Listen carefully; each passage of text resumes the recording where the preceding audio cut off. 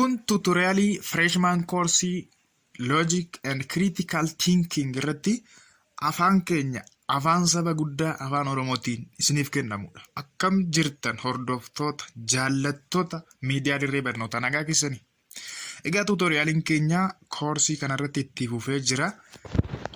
Amma partii kana jalatti ka wajjin ilaallu types of argument jechuudha. Types of argument ilaalla. Argument gosa lama ilaalla jechuudha. Inductive argument and deductive argument. Bal'inaan waa'ee isaanii ka wajjin ilaallu jechuudha. Nafaana tura. Baay'ee gaarii. Every argument involves an inferential claim. Egaa akkuma jennu inferential claim qabaachuu qaba argumentiin tokko. Jechuunis inferential claim hiitu yookaan linkii premise fi conclusion gidduu jirtudha inferential claiming jechuudha. Argumentiin kamuu inferential claim qaba. Depending on the inferential relation between premise and the conclusion, argument is divided into two.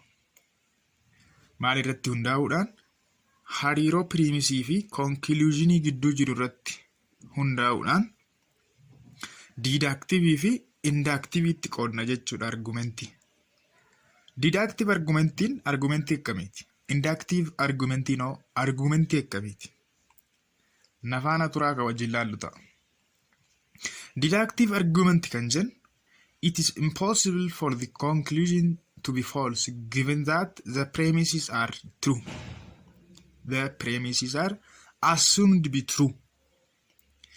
Premises hunduma isaanii true jennee fudhanne conclusioniin gonkumaa soba ta'uu kan hin dandeenyedha. Deductive argumentiin jechuudha. Impossible for the conclusion. Yookaan maqaa biraatiin maal jennaan beektu? Necessary reasoning jennaan. Necessary reasoning. Maqaa isaarraa akkuma hubattan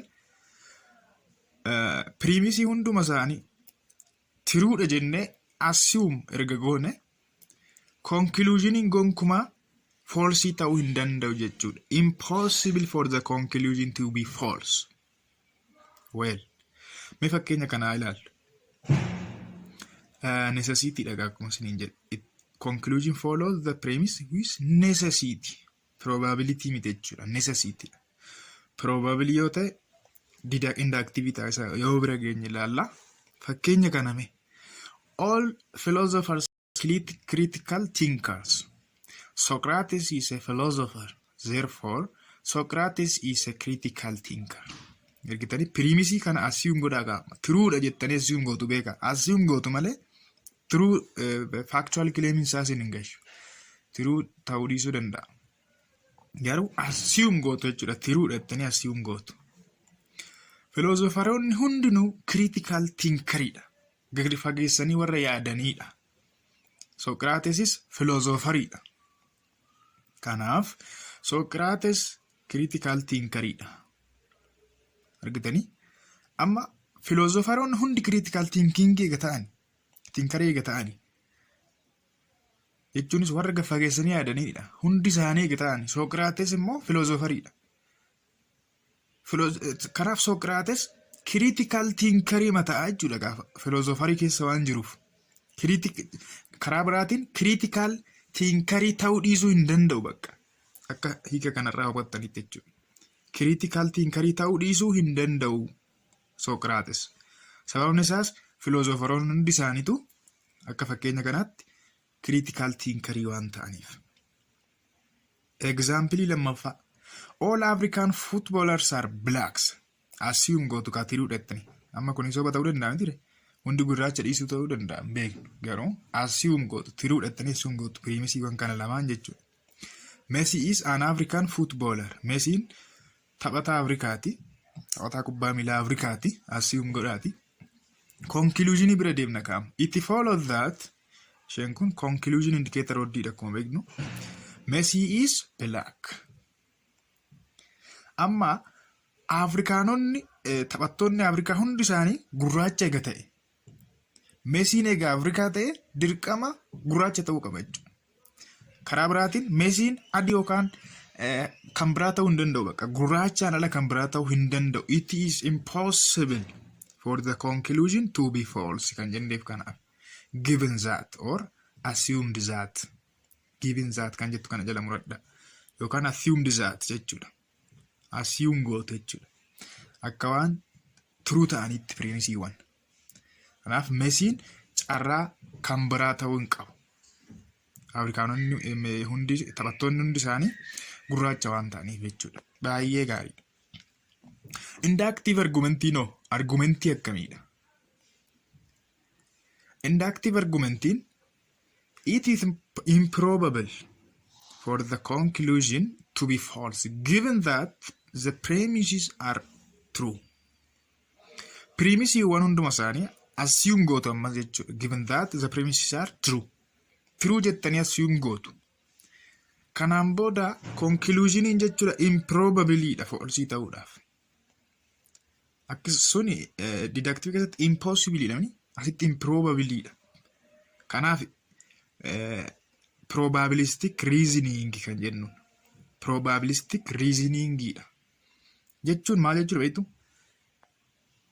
Carraan conclusioniin jechuudha falsii ta'u improbabiliidha yookaan immoo guutumaan guututti hin danda'amu jechuun gidduma kana lamaan jira jechuudha. Garuu carraa ta'uu qaba. Carraa ta'umsaa qaba jechuudha. Fakkeenya irra sirriitti ni gala. Fakkeenyaan laalla. The conclusion follow the premises only with probability. Probability jechuudha.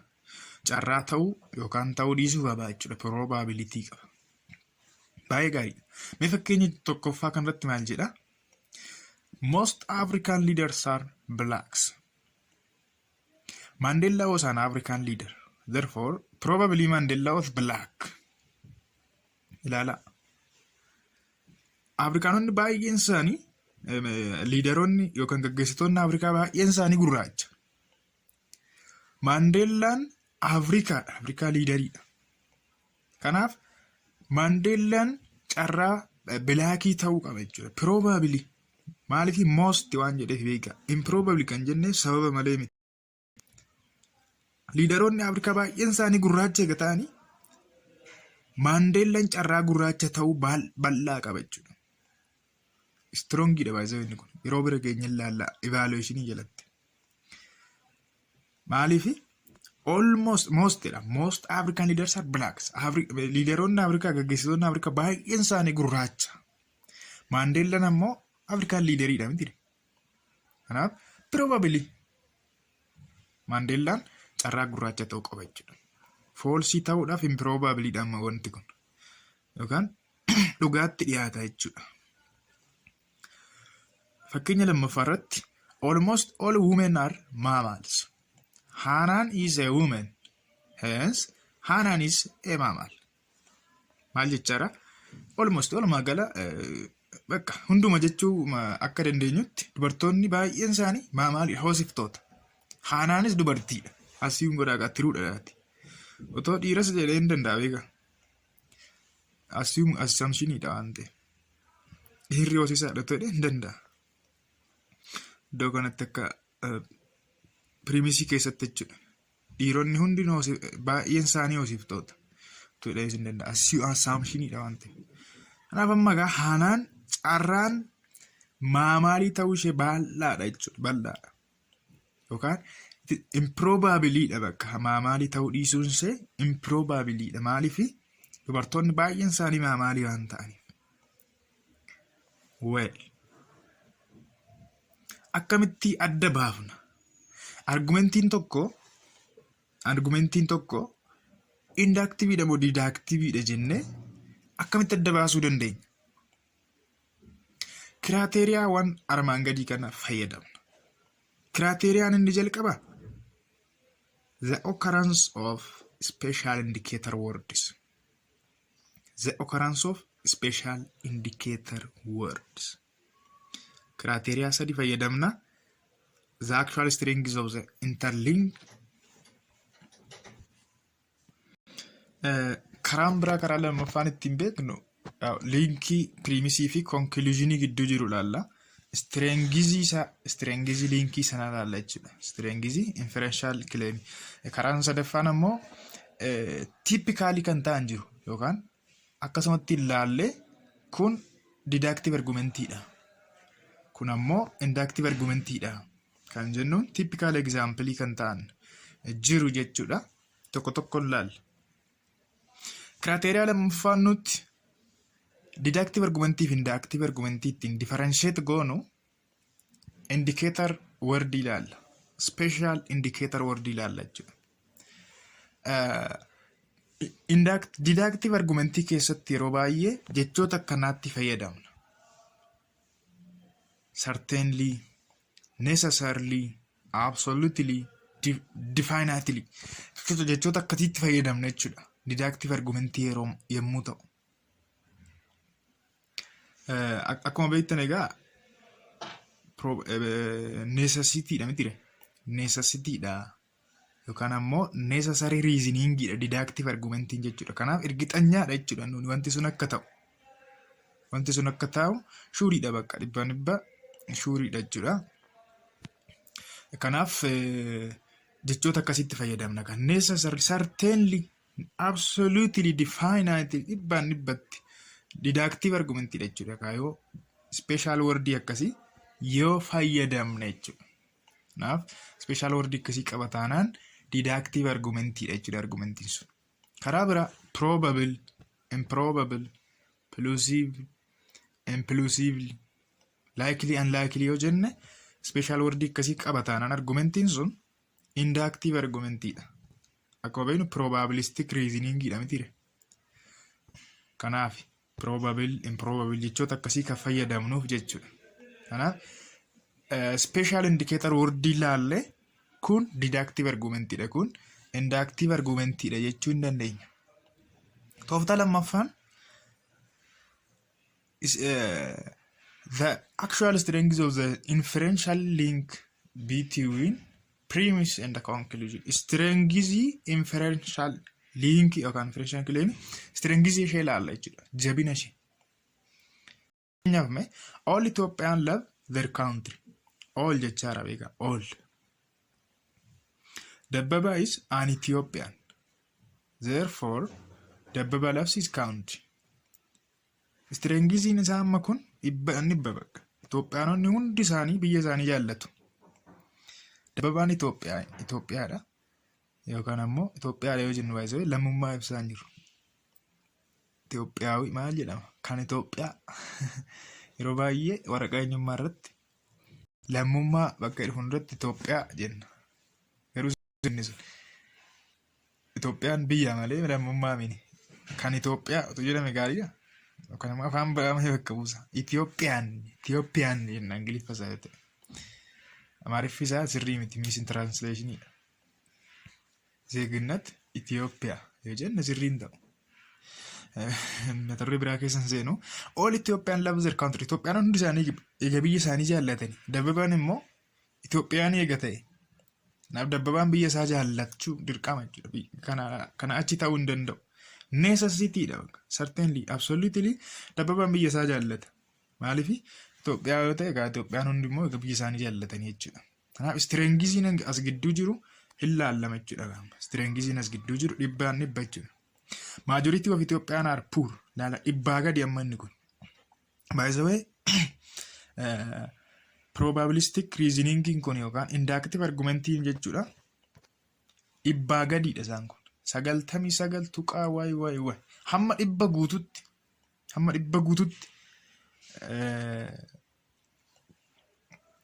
Dhibbaa gadiidha waan hundumaaf dhibbaa gadi yoo jedhu bakka hin jirami. Dhibbaa gadiidha isaan sun. Majority of Ethiopian are poor. Itoophiyaanonni baay'een isaanii puuriidha yookaan hiyyeeyyiidha.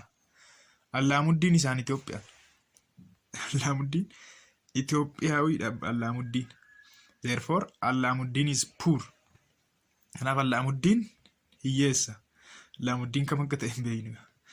Ammas keessatti waa'ee factual claim hin galcheenneera. Assume goote jechuudha. Isaan kana tiruudhattanii assume goote premisii wal lamaan kan.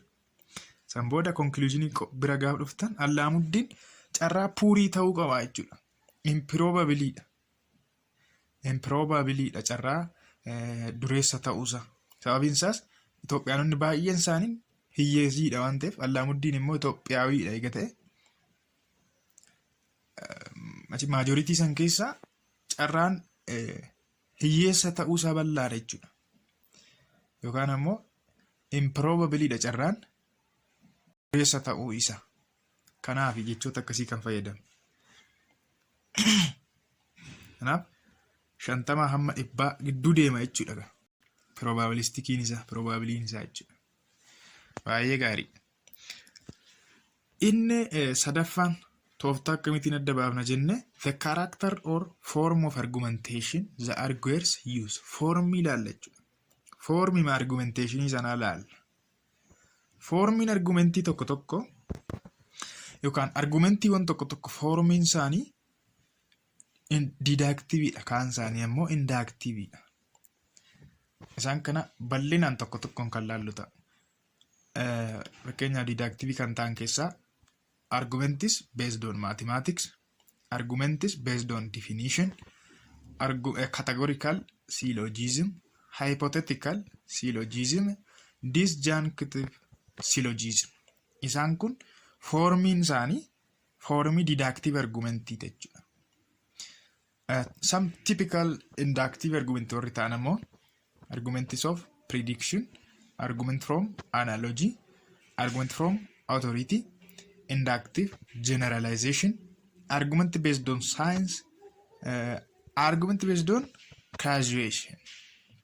By the way, baay'ee hundi isaanii jechuun dandeenya hundi isaanii faalaasii uumu yeroo baay'ee as keessatti. Faalaasii uumu. Yeroo faalaasii bira geenya ilaalla. Predictioniinis, analogiin, authority, generalization, science, causation.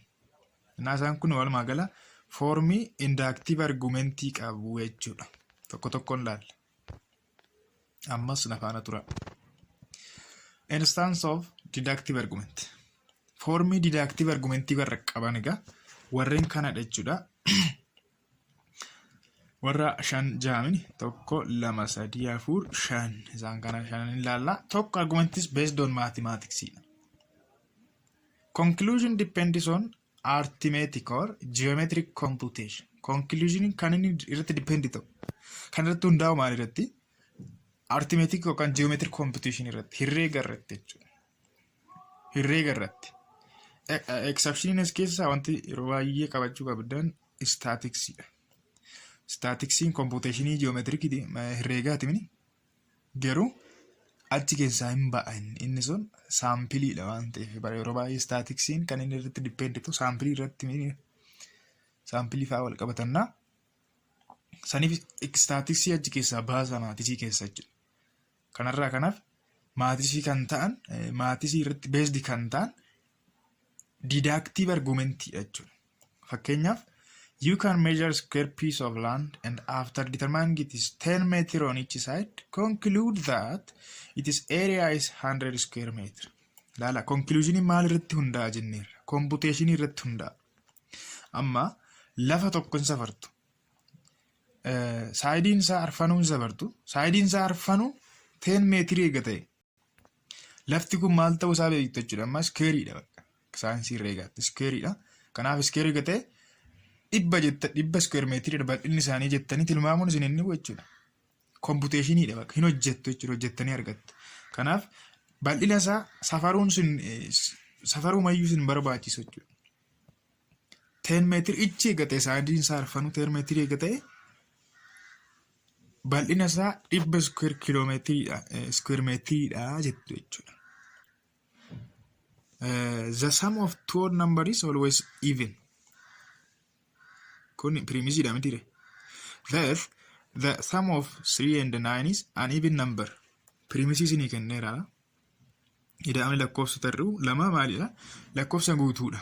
Kanaaf 3 fi 9 walitti hidhaanii lakkoofsa guutuu kenna. Conclusionii kan ofiif argattu beekaa. Yookaan xiinxaltanii yookaan compute gootanii calculate gootanii argattu. Dirqama as keessatti informationii biraa isin hin barbaachisu jechuudha. Informationii isinii kenname ida'amni lakkoofsa tarruu lama lakkoofsa guutuu akka ta'edha. Kanaaf lakkoofsa tarruu kam walitti hidhatanii lakkoofsa guutuu akkasii ta'e himuun sin rakkisu jechuudha. Since triangle A is congruent with triangle B and the triangle A is isosceles, it follows that triangle B is isosceles. Triangle A ni congruentidha wajjin walitti galoodha. Triangle A immoo maal isoscelesidha inni. Walitti galoota immoo seera herreegaa keessatti wal fakkaata jechuudha waan ta'eef isoscelesii ta'a jechuudha kan B'nis isoscelesii ta'a. Triangle A egaa isoscelesii ta'e B'nis isoscelesii ta'uu qaba. Sababni isaas triangle lamaan yookaan ruksadeen lamaan walitti galoo waan ta'aniif. Kun argument based on mathematics jechuudha. Kan biraa argument based on definition hiika irratti jechuudha. Isuma sana bal'isee yoo ibsu jechuudha jecha biraatiin yoo ibsu jechuudha.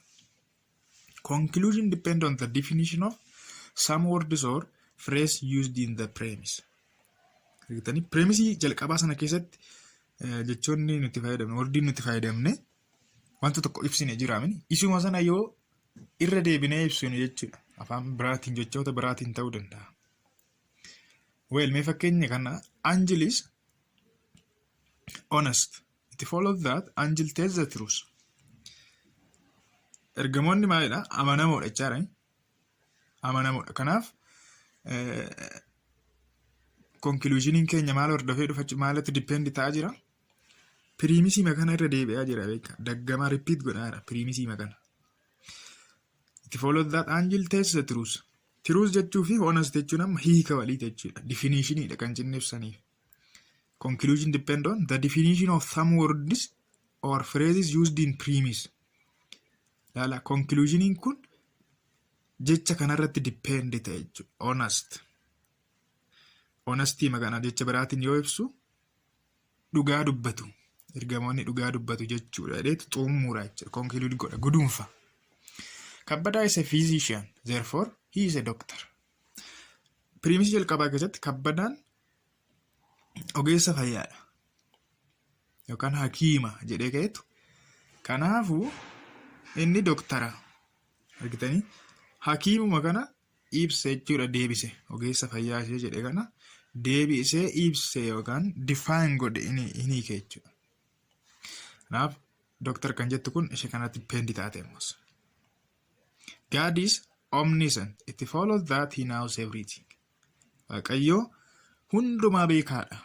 Kana jechuun waaqayyoo waan hundumaa beeka jechuudha. Dheetu deebisee isuma kana ibsa jechuudha. Conclusion depends on some words or phrases used in premise. That is omniscient. Omniscient means knowing everything. Dandeettii kana waaqayyootu qaba. Well, categorical syllogism inni biraan. Categorical syllogism kan jennu jechoota kanniin warra eegalan jechuudha. All, no, some. Jechoota akkasiitiin warra eegalantu categorical syllogism jedha. By the way, isaan kunniin quantifiers jedhamu. Quantifiers jedhamu. All, no, some kan jennuun kun quantifiers jedhamu as keessatti. Na formal fallacy keessattis ta'e categorical syllogism jalatti sirriitti bal'inaan baranneerra nuun jara kana jechuudha. Quantifiers copula maal bal'inaan laalleerra hammatti isin fayyadu sun jechuudha. Isaan kunniin kan eegalutu categorical syllogism jedhama. Categorical syllogism maqaa isaarraa akkuma hubattan kaatagoriidha beeka yookaan ramaddii wayiidha. All yemmuu jennu nama universaalidha. All fi non universaalidha. Agartanii kaatagorii kana keessa jira jechuudha wanti hundu. Yookaan kaatagorii kana keessa wanti hundu hin jiruudha noodhaan yoo jalqaban. Samii yoo jalqaban samiidhaan yoo jalqaban immoo kaatagorii kana keessa muraasni jira. Muraasni jira. Afurtu jira baay'ee. Sam nootiinis jira jechuudha. Muraasni jira yookaan muraasni hin jiru jennee yemmuu ibsinuudha. Well, mee fakkeenya kana ilaallu. All Egyptians are Muslims. No Muslim is a Christian. Hence, no Egyptian is a Christian. Gibxoonni yookaan Ijiptoonni hundi isaanii Musliima. Musliima kan ta'e kamu kiristaana mini. Kanaaf jedheetu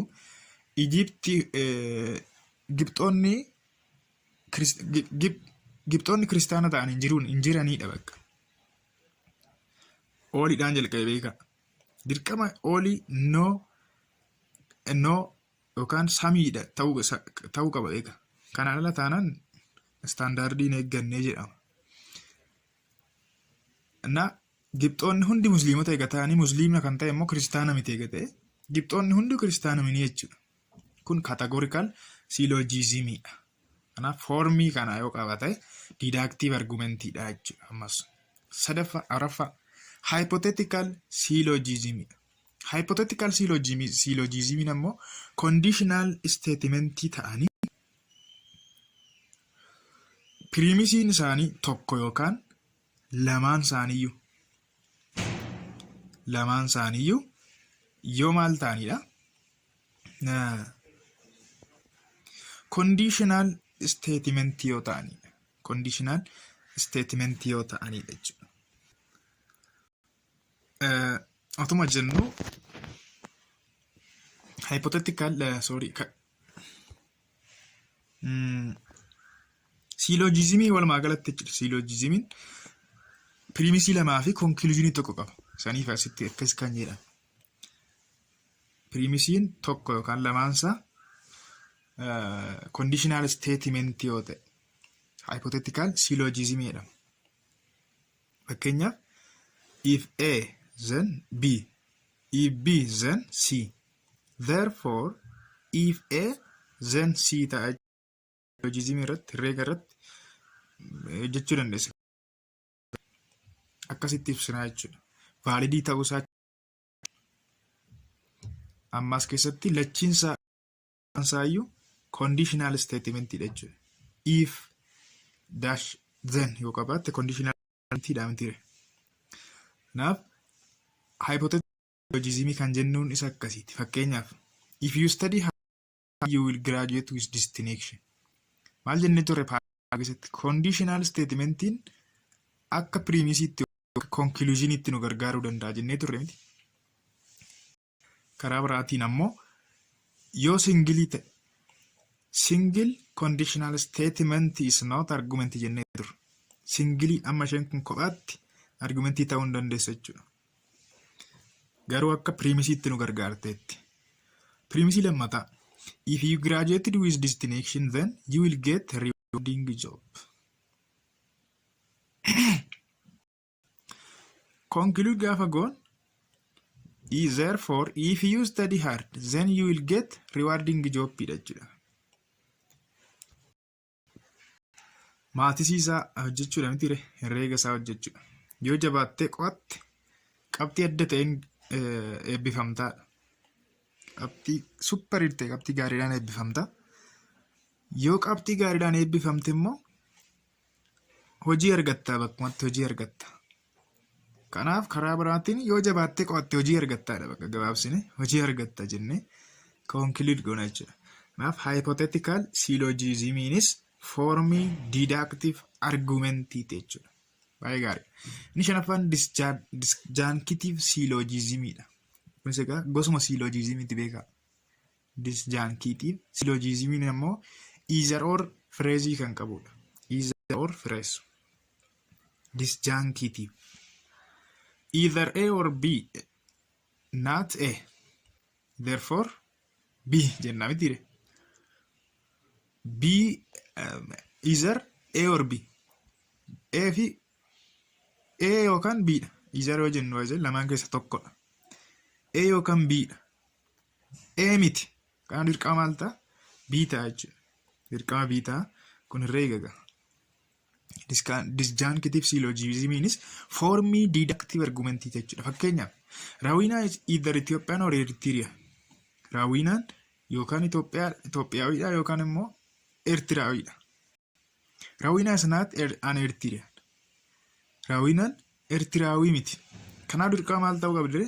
Itoophiyaa ta'uu qabdi jechuudha. Carraa biraa hin qabdu. Itoophiyaa yookaan Eertiraa keessaa tokkodha. Eertiraa ta'uu dhiisuu ishee egaa beekne Itoophiyaawii ta'uu ishee beeknaa jechuudha. Kun disjunctive syllogismidha. Disjunctive syllogism yommuu jennu either or phrase yoo qabaateedha jechuudha. Either Italy or Ethiopia won the military incident of Adwa. Italy did not win the military incident of Adwa. Therefore, Ethiopia won the military incident of Adwa. Itoophiyaa fi Xaaliyaanii keessa tokkotu moo'edha Adwaa irratti. Tokko moo'ee ture. Itiliin hin moone. Xaaliyaaniin eegammoon dirqama eenyutu moo'ere? Itoophiyaan moo'e jechuudha. Lamaan keessaa tokko moo'uu qaba waan ta'eef. Baay'ee gaariidha. Amma egaa instances of inductive argument formii warra qaban immoo ilaalla jechuudha. Kana jechuun inductiveidha akkasumatti formiin isaanii inductiveidha kan jennuun typical example'itu jira jechuudha. Tokko tokkoon ilaalla. Inni jalqabaa prediction yoo ta'e, generalization yoo ta'e, authority from based on science, from analogy, causation. Tokko tokkoon ilaallu. Prediction jechuun tilmaamuun waa fuulduratti ta'u raaguu jechuudha. Premises deals with some known event in the present or the past and the conclusions must be beyond this event to some event to relative future. Beyond kan jettu kana jala muradha. Premisiidha ol darba jechuudha. Kana jechuun waan premisii keessa hin jirre dhiyeessa conclusioniin jechuudha. Waa fuula duratti ta'u yommuu predict godhu. Maalidha formiin isaa inductiveidha jechuudha. Inductive ta'a. Waan amma beekamu irratti premise deals with some known event. Amma wanti beekame tokko jira. Yookaan ammatti present jechuudha. Yookaan immoo yeroo darbetti pastis ta'uu danda'a. Isa sanirra dhaabatee conclusioniin keenya moves beyond this event to some event to the relative future. Fakkeenyaan yoo sun ibsirratti isin gala.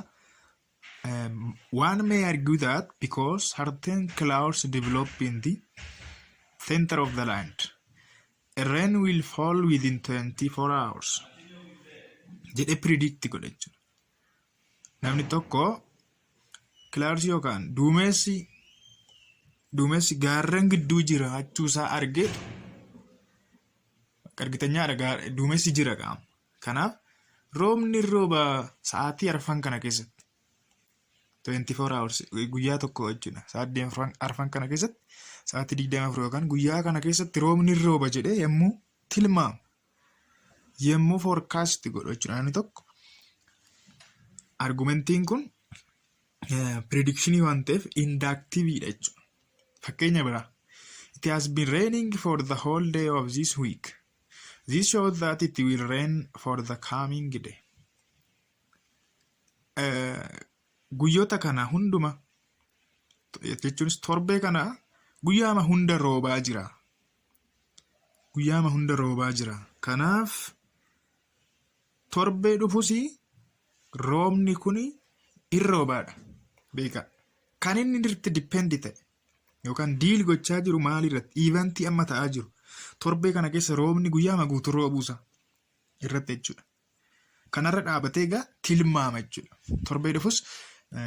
Torbee dhufus roobni rooba jedhee predict gochaara jechuudha. Kun predictionidha ammas inductive argumentii ta'uusaa barra jechuudha. An argument from analogy. Inni kun ammoo wal fakkoomii jechuudha. Analogy yommuu jennu wal fakkoomii. Jiraamni waan amma wanta tokko tole fakkeenya keessatti ilaalla. Depends on the existence of similarity between two things or state of affairs. Dhimmoota lama yookaan wantoota lama gidduu wal fakkeenya jiru irratti hundoofne yommuu tokkorra dhaabannee tokko tilmaamnu jechuudha. Asitti wanti nu beekuu qabnu kan nuti beeknu wanta tokkodha beeku wanta tokko qofaadha. Certain conditions that affect this, the better known situation is concluded to affect the lesser known situation. Isa kana sirriitti beekna, isa kana immoo xiqqooma beekna jechuudha. Xiqqoo beekuu qabaanna garuu situationii tokko yookaan wanta tokko tingii wayii hin beekna isarra dhaabannee tokko tilmaamna jechuudha. Fakkeenyaaf amma sirriitti isinii gala fakkeenya kanaan. Computer is manufactured in 2012. easy to access and fast in processing. Computer B is also manufactured in 2012, easy to access. It follows that computer A is also fast processing. Lala nuti amma sirritti kan beeknu waa'ee A'ti jechuudha. Computer A'ti. Computerii modeelii A kana sirritti beekna. Computer B garuu sirritti hin beeknu. Computer B maal ta'uusaa qofa beekna. Qabachuudhaaf kan namatti tolu easy to access ta'uu fi bara 2012 oomishamuu fi easy to access qabachuuf kan namatti tolu ta'uu qofa beekna waa'ee B. Waa'ee A garuu akka inni faastii ta'e beekna. Speediinsa faastii akka ta'es beekna. 2012 akka oomishame beekna. Qabachuufis akka accessible akka ta'e hin beekna jechuudha. Computer B garuu wanti nu beeknu wanta muraasa. Lesser known situation. Well, kanaaf egaa computer A irra dhaabanne amma similaritiin gidduu isaanii jiru maalidha ree? Similarity dha beeka. Similarity irratti hundoofneeti analogii yommuu jennu wal fakkoommiidha similarityidha. Similaritiin isaan gidduu jiru bara tokko oomishaman 2012. Anis 2012 oomishame, Bnis 2012 oomishame. Kan bira number of similarity. Similaritiin accessibility dha. Bnis Anis accessibility dha. Agartanii similaritiin isaa waa lama jechuudha as keessatti akka carraa. Kanaaf carraan baay'ee computer B'n kun fast processing ta'uusaa bal'aadha. Maaliif similaritiin isaa waan guddataniif faalas keessatti ilaalle isa kana. Number of similaritiin akkuma dabalaa deemuun carraan ta'umsaa hin dabala. Amma accessibility kana asii balleessine number of similaritiin tokkotti gadi irra ta'a. Carraan B'n fast processing ta'uusaa ni irra ta'a jechuudha. Baay'ee gaariidha. Inni sadaffaan inductive generalizationidha. Inductive generalization proceed from the knowledge of select sample to claim about the whole group. Kan nuti beeknu waa'ee sample irratti baay'ee inductive generalization qabu sampiliidhaan wal qabatan kun. Sampilii egaa akkuma beeknu baay'ee keessaa yookaan garee baay'ee keessaa muraasa fudhannee yemmuu hojjennuudha niire.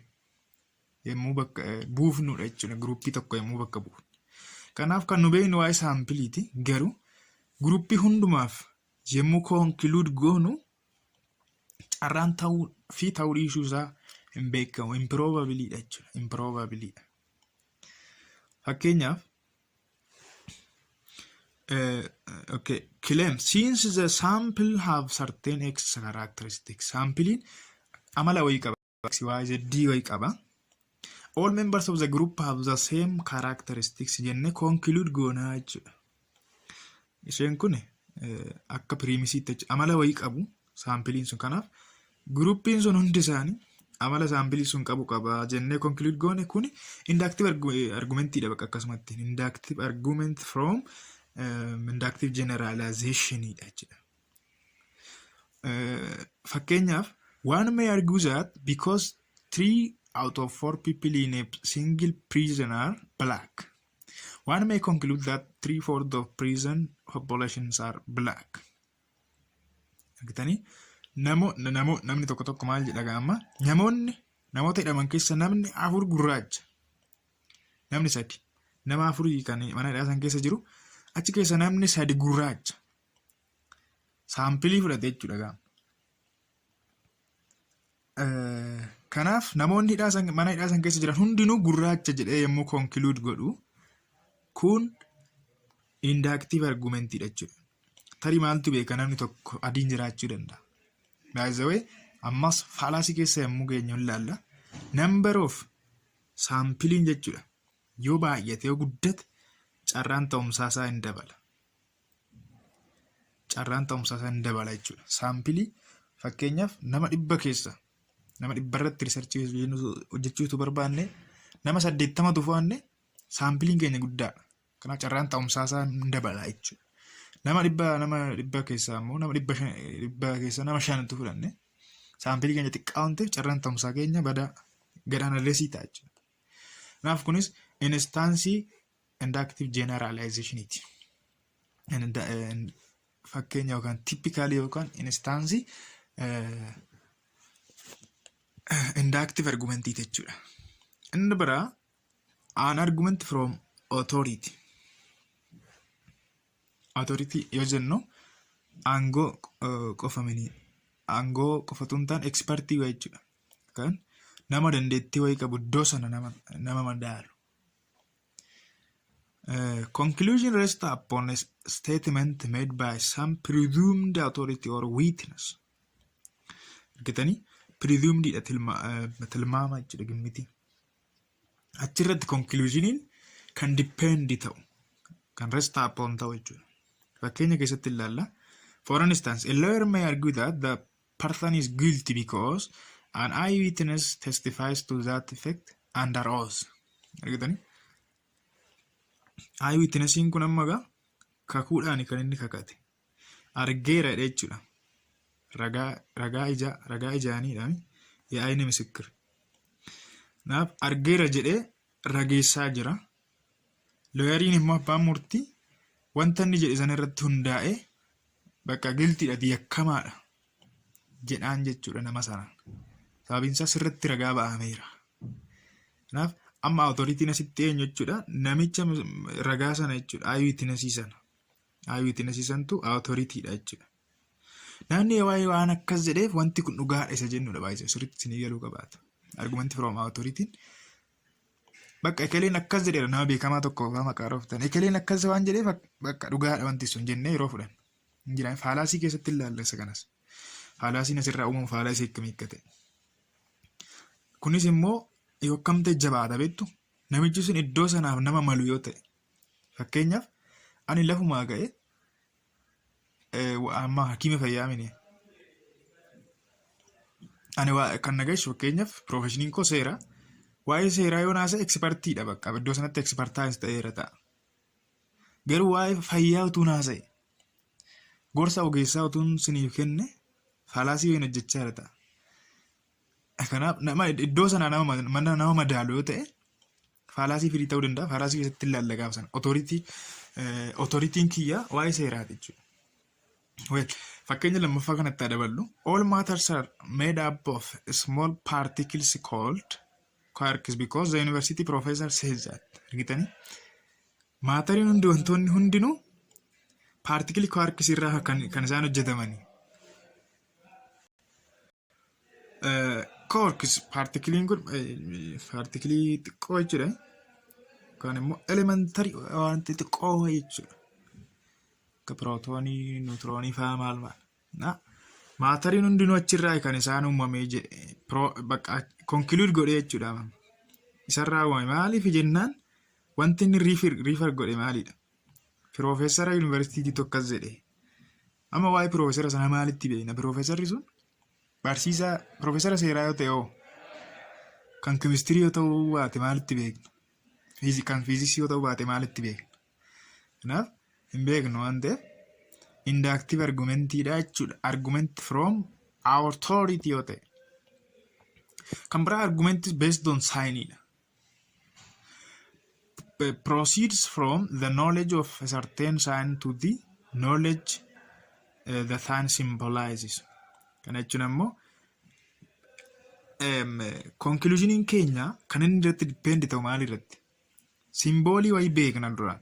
Certain knowledge of certain sign. Simboolii yookaan saayinii wayii hin beekna.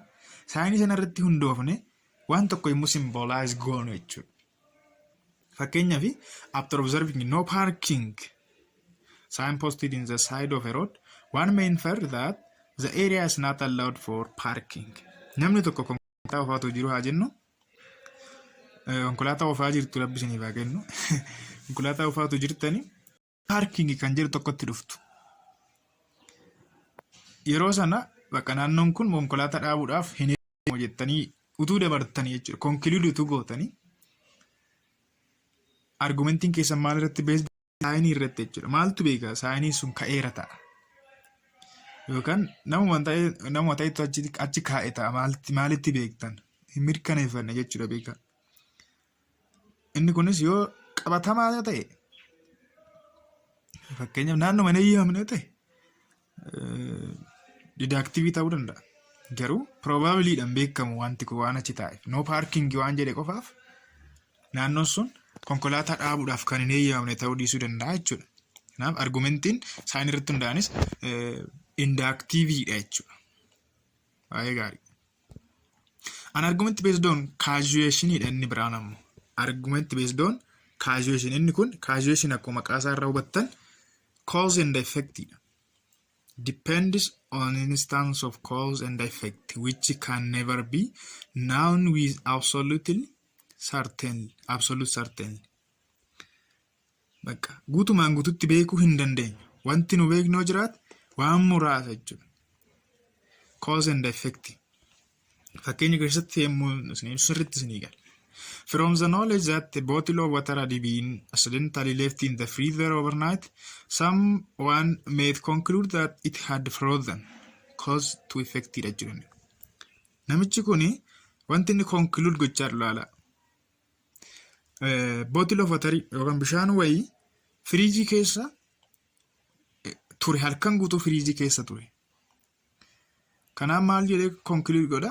Bishaan sun bakka cabbaa'eera, frozen ta'eera. Cause and effect dha. Sababii firiijii keessa tureef cabbaa'ee jedhee conclude godha. Tarii maaltu beeka firiijiin sun dhaameera ta'uu danda'a. Yookaan hin hojjetu ta'a. Ibsaan badeera ta'a. Cabbaa'uu isaa maalitti beekna? Waanuma achi keessa buleef cabbaa'uu isaa beekuu hin dandeenyu. Kanaaf cause irraa kaane effect yemmuu conclude goon of eeggachuu qabaannaa jechuudha. Sunis argument on based on causation dha. Inductive argumentidha. Argumentiin akkasiis. Fakkeenya lammaffaa fakkeenyota kana ilaallee xumurraa tutoriaalii keenyarraa. After testing a piece of chicken and finding it dry and tough, one may conclude it had been overcooked. Argitanii? Chikinii yookaan immoo nyaata sana jechuudha. Doroo chikinii sana sirriitti goggoguusa argee namni tokko sirriitti bishaateera. Argitanii? Waan sirriitti bishaateef akkas gogee akkas jabaatee jechuudha. Akkas jajjabaataadha waan sirriitti bishaateef jedhee conclude godha. Tarii maaltu beeka waan biraatiin keemikaalaan yoo jajjabeessanoo wanti jedhamu gaafatamuudha qabaata jechuudha. Kan bira the meat is dry so that it had been overcooked. Effective keessa jechuudha suma kanadha. Foonni sun kan inni akkatti jabaateef sababii overcooked ta'eef akka malee sababii bilchaateef jennee cause irraa kaane effect yookaan sababa irraa kaane bu'aa yemmuu tilmaamu inductive argumentidha jechuudha. Hordoftoota jaallattoota miidiyaa Dirree Barnootaa waan afaana turtaniif ulfaadha. Paartii taanuun evaluating argumentis topic jedhu laala. Deductive fi inductive argumentii gama gamna jechuudha. Evaluate goona. Hamma yoonatti waan afaana turtaniif ulfaadhaa isiniin jedha. Maatii keenya warri hin taane jechuunis subscribe warri hin goone jechuudha. Mirkaneeffadhaa dura subscribe ditaataniitu taanaan subscribe ditaanaan bakka subscribe ditaataniitu ulfaadha. Garuu subscribe diyoon taane subscribe godhaa isiniin jedha. Video kana immoo warra isaan ilaallatu hundumaa gruppiiwwan keessatti media social media adda addaa irratti share godhaa isiniin jedha. Ana faana ta'a. Waaqayyo isin haa eebbisu. Yeroo itti aanu wal argina. Hammasittuu nagaan na tura isinan jaalladha ulfaadhaa.